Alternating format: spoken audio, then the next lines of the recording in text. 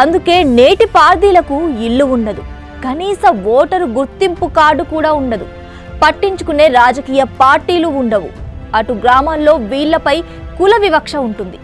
చేయని నేరాలకు అనుమానాలతో గ్రామాల నుంచి వీళ్ళని తరిమేసే పెదరాయుళ్ళు ఉంటారు.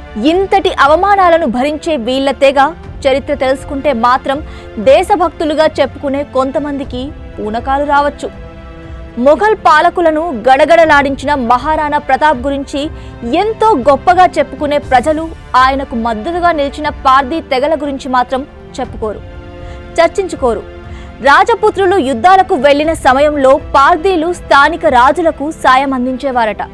ఇలా మొఘల్ రాజులపై పరోక్షంగా యుద్ధాలు చేసిన పార్దీలు బ్రిటిష్ పాలకులపై మాత్రం నేరుగానే తలపడ్డారు. వారిపై పెద్ద యుద్ధమే చేశారు.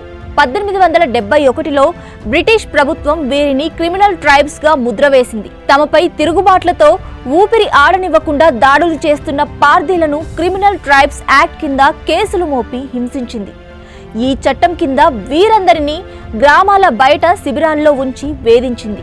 1952 ఆగస్టు 31న ఈ చట్టాన్ని భారత్ ప్రభుత్వం రద్దు చేసింది. అందుకే పార్దీ ప్రజలు ఆగస్టు 15న కాకుండా ఆగస్టు 31ని స్వాతంత్ర దినోత్సవంగా జరుపుకుంటారు. బ్రిటిష్ పాలకుల నిర్బంధాన్ని 80 ఏళ్లకు పైగా భరించిన పార్దీలకు స్వాతంత్రం భారతంలోనూ కష్టాలు తప్పలేదు. కుల వివక్ష వారి జీవితాలను నరక కూపంలోకి నెట్టింది. అటు ప్రభుత్వ నిర్ణయాలు, పాలకుల నిర్లక్ష్యం వారి కడుపు కొట్టింది.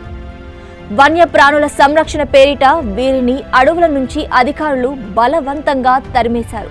కానీ వీరు జీవించే స్థలాలు ప్రభుత్వ ఆధీనంలోకి వెళ్లడంతో దిక్కులేని జీవితం గడపవలసి వచ్చింది. వేట నిషేధం తరువాత ఈ తెగకు ప్రత్యామ్నాయ ఉపాధి మార్గాలను అందించేందుకు సరైన చర్యలు ప్రభుత్వాలు తీసుకోలేదు. దీంతో ఈ తెగ తీవ్ర పేదరికంలోకి కూరుకుపోయింది. అటు పార్దీ తెగలు సామాజికంగా, ఆర్థికంగా తక్కువ స్థితిలో ఉండడంతో అగ్రకుల వేధింపులు పెరిగిపోయాయి. ఎంతో కొంత మిగిలి ఉన్న పార్దీ భూములను అగ్రకుల పెత్తందారులు లాక్కున్నారు.